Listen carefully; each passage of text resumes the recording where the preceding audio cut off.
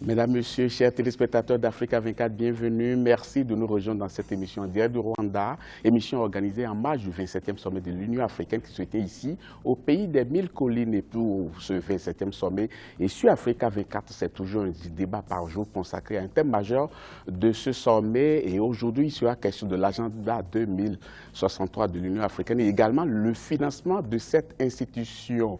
Avec nous pour en débattre 4 personnalités qui se sont dépêchées sur ce plateau. D'abord, nous avons M. Aurélien Agbenonsi, il est ministre des Affaires étrangères de la République du Bénin. Merci beaucoup, M. le ministre. Bonjour. Également avec nous, M. Adama Ekberg Coulibaly, il est économiste en chef chargé de l'agriculture aux Nations Unies. M. Coulibaly, merci. Avec nous également M.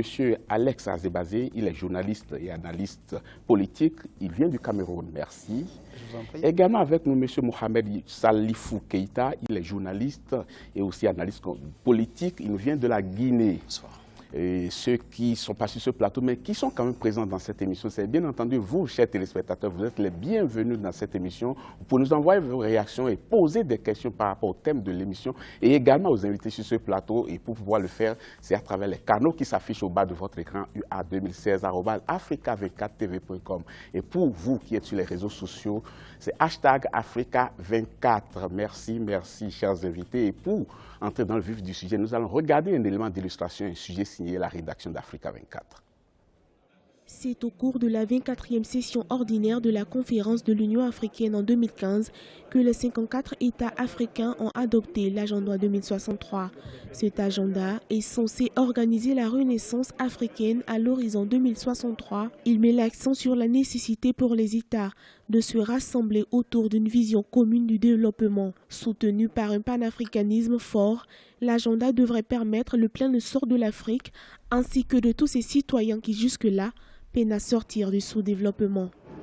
Nous avons mis en place cet agenda pour le développement de l'Afrique sur 50 ans, avec 7 points principaux qui sont des points prioritaires, dont, comme vous le rappelez, une économie inclusive, une Afrique unie, une Afrique démocratique, une Afrique citoyenne. Comment pouvoir trouver un point commun entre toutes ces cultures-là? C'est là où se trouve la difficulté. C'est-à-dire qu'il faut falloir que, même au niveau d'un pays, est-ce que nous avons une véritable union? Est-ce que nous partageons tous l'envie d'aller dans le même sens? Si vous n'avez pas réglé ce problème-là au niveau de pays, vous voyez la difficulté de régler ça au niveau continental. Le premier plan décennal de l'agenda a été adopté en juin 2015 et vise à renforcer les actions de développement jusqu'en 2023. Jusque-là, les mécanismes d'appui au développement des pays africains sont majoritairement financés par les institutions internationales. Pour remédier à cette faiblesse, l'Union africaine prône une Afrique intégrée, prospère et pacifique, dirigée par ses propres citoyens et représentant une force dynamique sur la scène internationale. L'institution veut éradiquer la faim et garantir une sécurité alimentaire au continent. Aujourd'hui, le fonctionnement de l'Union africaine dépend beaucoup des appuis de l'Union européenne, mais aussi des Nations unies. Ce qui fait que, politiquement, l'Union africaine a une certaine faiblesse dans les actions. Beaucoup de crises en Afrique auraient pu se faire résorber si l'Union africaine avait les moyens politiques nécessaires. Elle est confrontée aujourd'hui à une redéfinition de ses stratégies. En 2016, les conflits au sein du continent se sont accrus. Les États africains ont multiplié les rencontres sous-régionales pour tenter d'y mettre fin. Dans son agenda 2063, l'Union africaine propose un continent intégré, politiquement uni, basé sur les idéaux du panafricanisme et sur la vision de la renaissance de l'Afrique. Le panafricanisme doit être parmi les leviers de développement en Afrique. Il s'agira principalement de partir des valeurs africaines. Il faut partir de ce que nous sommes. Vous savez, il y a des forces, quand même, sur le plan moral, sur le plan éthique. Pour des analystes, l'Union africaine doit construire des institutions fortes, capables de réduire l'individualisme des États et consolider leurs liens politiques et économiques. Plusieurs projets d'intégration ont échoué jusque-là du fait de nombreux désaccords. Réussir ce pari favorisera la mise en application effective des plans d'action élaborés pour tendre vers la pleine réalisation des projets fixés. Alors, on veut bien créer des grands blocs, mais si on ne veut pas lâcher une partie de la souveraineté économique, parce qu'il faudra mettre en place des politiques de convergence économique, ne serait-ce que pour avoir une monnaie commune. Tous ces États ont des petites parcelles de souveraineté qu'ils ne veulent pas abandonner au profit du plus grand nombre. Et c'est là où va être la grosse difficulté de l'Union africaine. L'Union africaine a entrepris divers changements majeurs, tels que la restructuration de la Commission afin de l'adapter à l'agenda 2063. Les premières phases de mise en œuvre du projet continental laissent croire qu'il tend à devenir plus qu'un simple document, un maillon essentiel pour un continent économiquement intégré et politiquement uni. C'était un sujet de la rédaction d'Africa 24. M. Keïta va ouvrir ce débat avec vous. Un agenda commun pour le continent africain, qu'est-ce que cela vous inspire? Ce qui m'inspire, c'est que les Africains commencent à comprendre qu'ils doivent s'unir, qu'ils doivent travailler dans une pleine solidarité et aussi qu'ils doivent laisser de côté les contingences qui les empêchent de s'unir. Et je pense que la solidarité doit être de mise pour permettre à tous ces pays-là d'amorcer le développement. J'ai bien aimé le reportage de votre rédaction quand on dit qu'il y a des petites histoires au sein même de nos pays que nous n'arrivons pas à évacuer, et ce qui est un frein à l'évolution de l'Afrique. Et je pense que ça doit commencer par là, comme disent certains, balayer devant sa porte et puis sortir au grand jour. Monsieur Agbenoussi, un agenda commun pour le continent africain, c'est bien, c'est ambitieux, mais peut-être un peu trop ambitieux, non, d'après ce que disent certaines personnes. Je crois qu'il ne faut pas avoir de limite dans l'ambition lorsque le dessein que l'on poursuit est grand. Il s'agit enfin de faire converger des intelligences pour offrir des lendemains meilleurs à nos populations. Donc je crois que, comme disent les Anglais, la limite devait être seulement le ciel.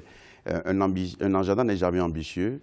Sa mise en œuvre doit être réaliste, mais je pense que les pairs qui ont aujourd'hui en charge de bâtir cette intégration africaine ont raison de rêver grand, de rêver beau, et c'est cela qui va nous amener vers des lendemains meilleurs sur le continent. Monsieur Koulibaly, certaines personnes estiment qu'il y a beaucoup de choses à faire en amont d'abord avant de penser à quelque chose de global pour tout le continent. Effectivement, ici, il n'y a pas beaucoup d'autres chantiers sur lesquels on devrait travailler d'abord avant de penser à quelque chose de global et de si ambitieux pour le continent. Merci. Je pense qu'il est important de rêver parce qu'effectivement, il faut rêver d'abord pour donner de l'espoir aux jeunes, aux femmes et surtout à nos petits-enfants. Mais je voudrais aussi dire que dans le contexte précis de l'Afrique, l'Afrique a plus de 50 ans. Il est temps d'être beaucoup plus pragmatique, comme ça a été fait ailleurs, comme en Chine par exemple, et aujourd'hui faire en sorte que tous les gros plans dont nous parlons, d'être aujourd'hui un peu plus précis, un peu plus concret, pour que véritablement l'Afrique puisse aujourd'hui répondre aux grands enjeux sur lesquels le continent est interpellé. Donc, certainement, nous aurons l'occasion de un peu plus élaborer, mais je crois que l'opportunité est vraiment donnée maintenant à ce continent d'être concret, d'être pratique, et beaucoup plus pragmatique, et surtout de regarder en tout cas droit dans les yeux de ses enfants et faire en sorte que les leaders, les chefs de gouvernement et autres que nous savons, puissent véritablement savoir que nous sommes à un tournant critique où l'Afrique doit désormais agir et agir vite. Monsieur Azebazé, beaucoup de personnes applaudissent quand même des deux mains, même des pieds, la mise en place de cet agenda-là, mais d'autres personnes te disent attention, jetez un regard quand même sur ce qui a été fait au niveau des unions sous-régionales. Est-ce que la politique commune a évolué à ce niveau-là? Et si on n'a pas pu faire des choses à l'étape sous-régionale, est-ce qu'on peut mettre ensemble les 5 sous-régions et pouvoir sortir quelque chose? Merci et bonjour à vous, bonsoir à tous à mes companélistes. Non, je ne pense pas que le handicap de l'intégration sous-régionale qui était le premier jalon de l'intégration africaine puisse aujourd'hui être invoqué pour réduire l'importance de la vision qui est aujourd'hui et qui, en tout cas, depuis bientôt 3 ou 4 ans, je parle sous le contrôle d'un très haut responsable gouvernemental africain, Parce que voyez-vous, j'ai l'impression que le projet d'intégration régionale était pensé de l'extérieur. Je viens d'une sous-région, la sous-région Afrique centrale, qui est l'une des 5 de notre continent. Je n'ai pas l'impression que jusqu'ici, l'intégration sous-régionale telle qu'elle a été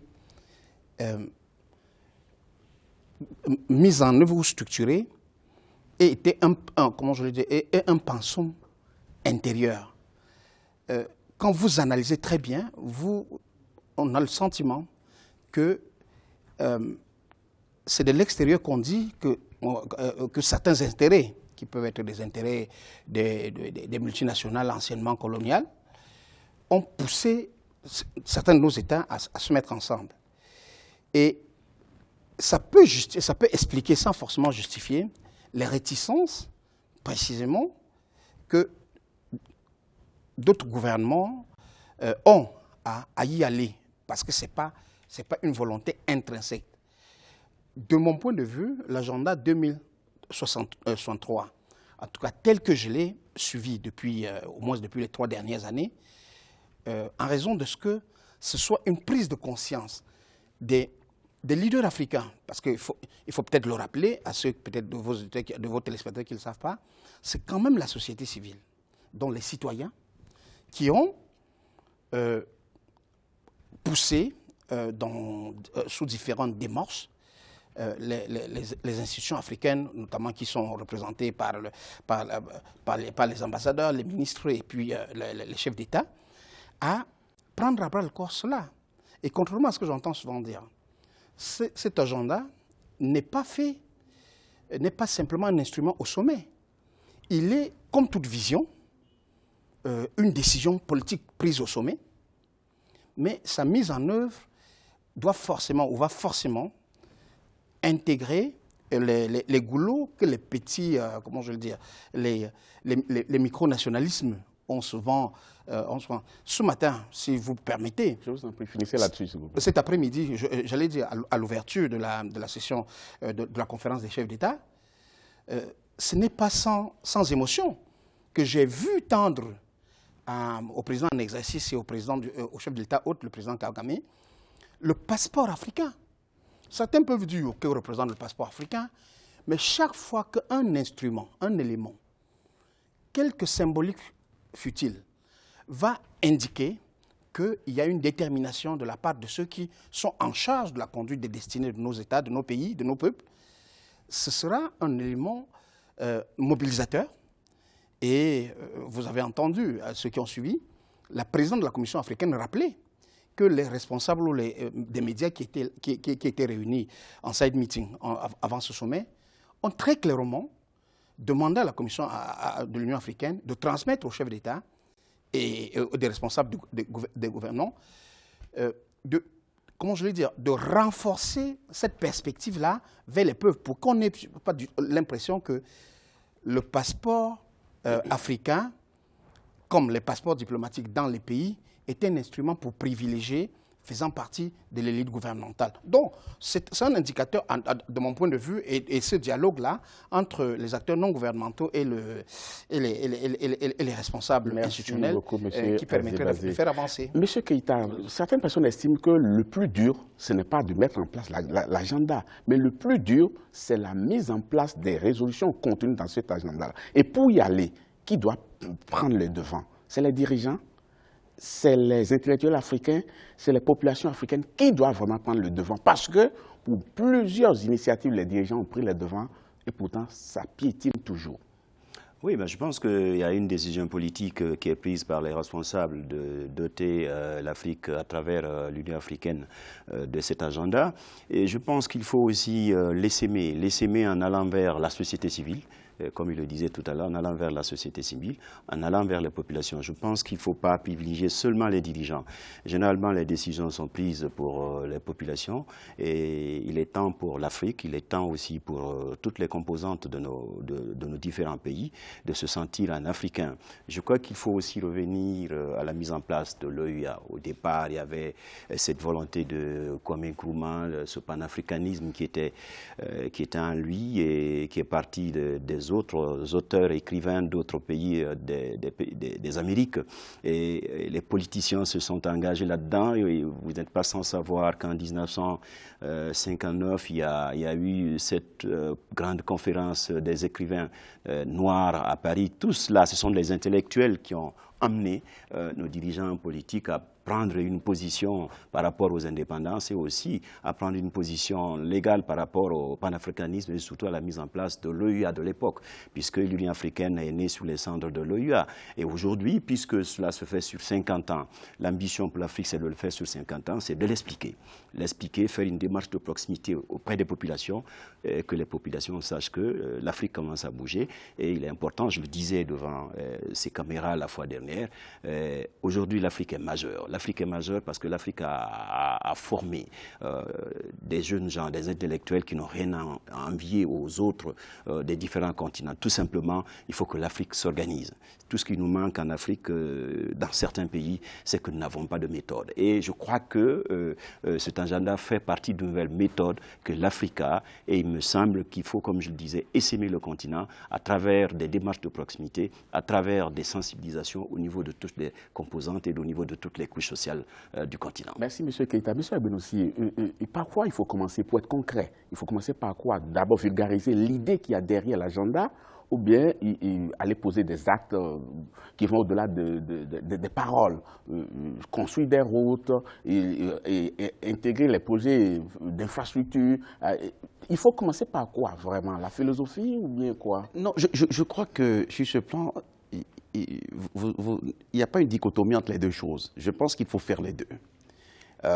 Comme disait tout à l'heure l'un des préopinants, Azebazé, cet agenda est né pas seulement du fait d'une bureaucratie de l'Union africaine, mais il y a un travail de la société civile africaine. Il y a un travail aussi de certaines forces politiques africaines qui ont conduit à... C'est un processus qui a été long, on ne reviendra pas là-dessus ici. Donc vous voulez dire qu'il y a une volonté il y a une volonté profonde. De se doter de exactement. Si vous regardez tout à l'heure, moi j'étais très ému d'écouter le discours des jeunes qui ont posé un certain nombre de questions à leurs dirigeants et qui ont sollicité la mise en place, par exemple, de leurs fonds. Mais c'est pas la première fois que la jeunesse interpelle les dirigeants. C'est vrai, c'est vrai. J'ai vu en Guinée équatoriale lors d'un sommet où les jeunes ont dit aux dirigeants... On vous met en garde. Voilà. Et pourtant, je ne suis pas sûr que beaucoup de choses aient changé depuis cette époque. Je crois qu'il faut continuer le travail d'information et de sensibilisation, mais qu'il faut aussi que ceux qui ont pour responsabilité de prendre des décisions, de poser des actes forts, puissent les poser et de prendre des décisions audacieuses. Nous sommes dans un pays, le Rwanda, où, vous savez, un jour, ils ont décidé d'abolir les visas pour les Africains. Et la ministre témoigne la dernière fois que cela n'a pas augmenté la criminalité et ne crée un problème d'évasion dans ce pays. Donc il y a des actes forts qu'il faut poser en même temps que l'on sensibilise notre opinion. Et au-delà de cela, il faut aussi des réalisations, parce que de quoi nous parlons aujourd'hui? On parle d'une population qui vit en dessous des seuils de pauvreté. On parle d'une population qui aspire à la liberté. On parle d'une population où les problèmes de santé, les problèmes d'éducation sont patents, sont là devant nous. Et chaque fois qu'il y aura une initiative forte, déterminée, prise par 1, 2, 3, 4 États pour aller de l'avant, l'opinion comprendra que désormais les choses changent et cela aura un effet d'entraînement. Et je crois que c'est ce qu'il faut faire. Alors, sensibiliser, oui, mais en même temps poser des actes. Parce qu'il est temps que l'Afrique qui parle agisse. Et comme disent nos amis anglophones, it's time to walk the talk. C'est-à-dire qu'il faut que ce qui est dit soit fait et que des actions concrètes soient posées. Et c'est cela qui va nous permettre d'avancer. Et je crois que ce sommet, pour moi, a posé un acte, vous reviendrez certainement dessus tout à l'heure, sur la question de son financement. Et on en parlera tout à l'heure. À deuxième partie. Mais avant d'en arriver au financement, je vais demander à M. Koulibaly, il va falloir qu'on répartisse les rôles. Sinon, si on ne répartit pas les rôles, chacun sera là attendant l'autre. Quel sera le rôle de la jeunesse? Quel sera le rôle de la société civile? Quel sera le rôle des élites? Il va falloir qu'on segmente correctement les choses pour qu'on sache qui fait quoi et qui devrait faire quoi. Merci. Je voulais dire d'abord que, représentant ici la Commission économique des Nations Unies pour l'Afrique, depuis 1958, je dirais, c'est le premier think tank sur le continent pour réfléchir aux préoccupations, aux enjeux, pour montrer la voie, pour essayer de mettre en place ce qu'il faut faire. Et la Commission économique pour l'Afrique est une des 5 commissions que les Nations Unies ont mis à la disposition des autres continents. Dans les autres régions, dans les autres grandes régions du monde, Aujourd'hui, on a passé l'étape de tout ce que nous parlons aujourd'hui. La Commission économique a déjà réfléchi ensemble avec les gouvernements, la société civile, etc. Aujourd'hui, le produit de tout ceci, vraiment, je dirais, c'est ça que nous appelons l'agenda 2063. C'est un document et même un plan qui est le résultat d'une consultation, je dirais, profonde, pour dire que l'Afrique, au lieu de laisser un vide, un espace où nous ne savons pas exactement quelle voie il faut suivre, quel chemin il faut prendre, nous avons aujourd'hui un plan bien ficelé, bien conçu. Ce qui est le problème fondamental, c'est de voir comment mobiliser les ressources en interne pour que, pour une première fois, l'Afrique prend en charge véritablement son destin. On peut élaborer tout sur papier, faire de beaux plans, de gros plans, je dirais, des plans même ambitieux. Mais aujourd'hui, il s'agit pour l'Afrique, surtout nos leaders, de faire en sorte que nous mettons en avant la mobilisation des ressources internes, endogènes, pour que véritablement le plan qui est élaboré sur papier puisse véritablement commencer à être mis en place. Nous ne voulons pas revenir encore dans les années 80 avec le plan de Lagos. Nous ne voulons pas venir en 2000 avec le plan qu'on appelait le NEPAD. Aujourd'hui, 2015, nous avons un plan, comme je dis, il s'agit vraiment de commencer à réfléchir. Et nous avons des ressources. Tout à l'heure, certainement, on va en parler. Nous avons des ressources énormes. Et il s'agit plutôt de voir comment s'approprier, vraiment comment aller de l'avant, faire en sorte que ceux qui sont les leaders, nos leaders, prennent vraiment leurs responsabilités et avec l'appropriation et le leadership, nous allons à l'action. C'est vraiment, ce n'est pas parler comme tout à l'heure, vous l'avez, ce n'est pas parler, ce n'est plus échanger. Il s'agit d'être concret, de passer vraiment à la mise en œuvre. C'est de cela qu'il s'agit. Mobiliser les ressources et aller à la mise en œuvre du plan que nous avons dans la main. En tout cas, voilà. Ils sont des milliers d'Africains nous suivent sur Africa 24 par rapport à ce débat. Ils se demandent, mais quel sera mon rôle? On attend quoi de moi? Et c'est ce que je voudrais que vous me disiez ici, sur ce plateau. Monsieur Azebazé, qu'est-ce que chaque couche de la société doit faire? Est-ce qu'il faut attendre les dirigeants qu'ils donnent l'exemple? Nulle part, les dirigeants n'ont jamais, je dis bien jamais, mis en œuvre quelque politique que ce soit sans l'apport, sans la pression, mais la pression civilisée des peuples, des populations, oui, à travers leurs organisations librement instituées. Parce que l'un des problèmes, j'espère qu'on va y revenir, c'est qu'on a tendance sur notre continent à considérer que les bonnes organisations, c'est celles qui ont l'assentiment des pouvoirs publics. C'est-à-dire, quand je dis assentiment, qui sont même suscités par les pouvoirs publics. Or, le risque de ce mindset-là, de cette façon de penser, c'est de refuser qu'il y ait cette confrontation intelligente entre les groupes indépendants, mais qui sont nationaux, régionaux ou africains, et les gouvernements qui doivent rendre compte précisément sur la base de toutes sortes d'interpellations de suivi, citoyens, médiatiques, parlementaires et même juridiques. Quand je dis ça, c'est pour que l'on n'ait pas le sentiment qu'il peut être réparti de manière nouvelle, les responsabilités. Historiquement, aucun État, en tout cas sauf dans les autocraties, et je pense que l'Afrique a pris résolument le chemin, j'allais dire... Après le chemin, je ne sais pas si on en a parlé. Après le chemin, je nuance. Je nuance, en tout cas. Non, moi quand je lis... Je préfère encore. Je crois qu'on est sur le chemin. Oui. Malgré les reculades... Vous êtes un peu trop gentil avec les dirigeants. Monsieur Azebazé, vous êtes un peu trop gentil avec les dirigeants. Non. Il ne faut pas penser, comme certains étrangers à l'Afrique, qui considèrent qu'il n'y a que des crises en Afrique. Certes, il y a les crises et il n'y a pas que les crises. L'Afrique n'est pas le seul. Il y a de très belles choses qui se font, mais il y a des crises quand même. Nous gérons en même temps, un peu comme chacun dans nos familles, nous gérons en même temps les crises et les succès. Et c'est notre responsabilité, peut-être je parle en tant qu'acteur médiatique, de souvent mettre en valeur aussi les succès africains, quel que symbolique soit-il. Quand je finis de dire ça, ce n'est pas pour dire que les médias africains doivent devenir des instruments de la propagande, de ce qui n'est pas fondamentalement solide.